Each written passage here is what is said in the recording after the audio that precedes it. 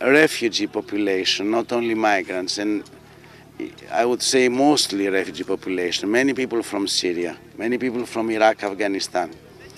Anyway, no matter the nationality, what we try to do is to provide a humanitarian assistance or to coordinate better. Најголемиот дел од популацијата на мигранти се од Сирија, но има многу луѓе од Ирак и Авганистан. Без разлика на националноста, ние се обидуваме да им пружиме хуманитарна помош или да ги координираме подобро актерите кои се тука пред нас. Знаете дека МСФ пружи многу важна хуманитарна помош уште пред неколку месеци, како и волонтери од околните села, кои обезбедуваат храна и вода и кои се многу корисни. Од минатата недела сме постојано присутни и ќе останеме тука, бидејќи претходно доаѓавме со мисли. Исто така, се обидуваме да допринесеме на хуманитарната мисија и да ги координираме актерите. Например, градоначалникот, бидејќи постојат прашања околу чистота и хигиена, на кои треба да се обрне внимание. Ние исто така сме и преведувачи, преку партнери, бидејќи без тоа не можеме да комуницираме.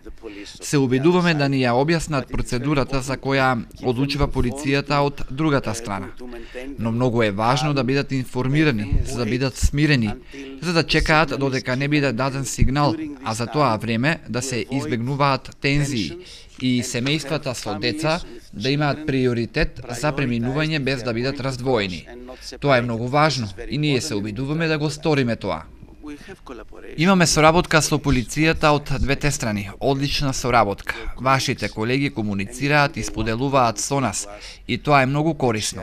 Исто така грчката полиција кога имаме потреба, тие реагираат. Нова излезна точка од Грција, па нашата полиција е подискретна од вашата. Официјалната излезна точка не е овде, на друго место, на Евзони, каде и државата официјално се обидуваат да се работуваат, но поголема е одговорноста при влезот. Да, тоа се случува на влезната точка, односно влезот, исто како што прави македонската полиција на нивната влезна точка во Гевгелија. Во Грција таа е на островите и во Еврос, која е земја на граница, и каде полицијата и службените, односно цивилните лица од првиот приемен сервис имаат обврска да ги регистрираат луѓето. Има повеќе од 160.000 луѓе кои влегле во Грција само во оваа година од турска страна кон островите. Тоа е без преседан. Тоа предизвика огромен притисок на островите и ако имаше некакви сместувања ќе беше окей, но има острови без објекти за сместување, па тоа е голем проблем таму. Но имаме проблеми и со капацитетите на полицијата. Ни требаат повеќе човечки ресурси.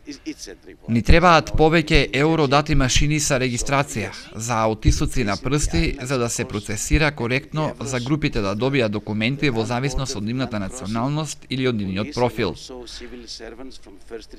Например, во Грција, кога сиријците ќе бидат идентифицирани и прикажани како сирици, им се даваат 6 месеци за легален престој во земјата, кој е обновлив се додека не се промени ситуацијата во земјата, а тоа е многу добро за нас.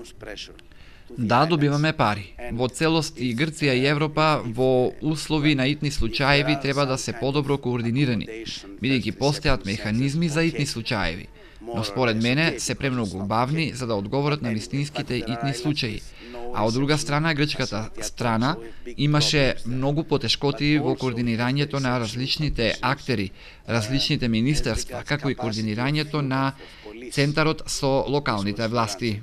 Но морам да споменам дека добиваме многу помош од волонтери и локални друштва кои примија огромен број на луѓе.